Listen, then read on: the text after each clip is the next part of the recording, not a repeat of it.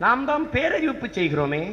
உலகத்தில் எல்லா மொழி பேசும் மக்களையும் நாங்கள் நேசிக்கிறோம், எல்லா மொழியையும் மதிக்கிறோம், எல்லா மொழிக்கும் நாங்கள் பற்றாளர்கள். அதை போல எங்கள் மொழிக்கும் எங்கள் மொழி பேசும் மக்களுக்கும் நாங்கள் உயிரானவர்கள். இவ்வளவுதான். இது எங்கள் தத்துவ நிலைப்பாடு. யாரும் வரலாம், வாழலாம், நாங்கள் தான் ஆளுவோம். இது எங்கள் உரிமை, இது எங்கள் உரிமை.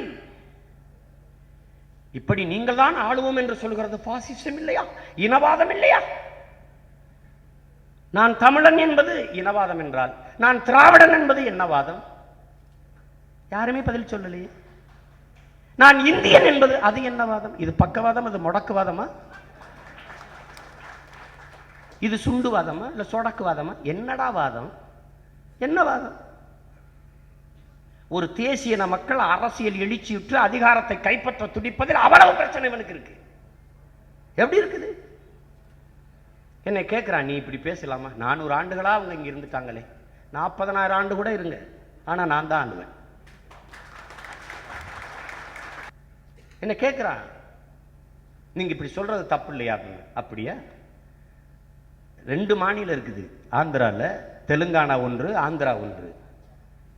உங்களுக்கும் சேர்த்துத்தான் சொல்றேன், எல்லாருக்கும் சொல்றேன். ஐயா சந்திரபாபு நாயுடு ஆந்திராவை ஆளுகிறார், சந்திரசேகர் ராவ் தெலுங்கானாவை ஆளுகிறார். ஒரே இனத்தின் மக்கள். அன்பான சொந்தங்களே, சந்திரபாபு நாயுடு அவர்களை தெலுங்கானாவில் முதலமைச்சராக சொல்லுங்கள், சந்திரசேகர் ராவ் அவரை ஆந்திராவில் முதலமைச்சராக சொல்லுங்கள். நான் இந்த அரசியலை கலைத்துவிட்டு பேசாமல் போய்விடும். வாய்ப்பு இருக்கா?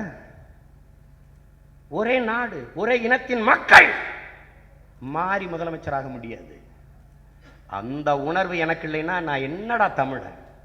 என்னடா தமிழன்? நான் எவ்வளவு பெருமையா சொல்றேன். வாழு. எனக்கு தளபதி யாரு? அமைச்சராரு? முதலமைச்சர் நாங்க தான். அதுல எந்த விதமும் இல்லை. எங்கள் அரசியல் அனைத்து உயிர்களுக்கும், எங்கள் கட்சி அனைத்து மக்களுக்கும். அதிகாரம், தலைமை எப்போதும் தமிழனுக்கு.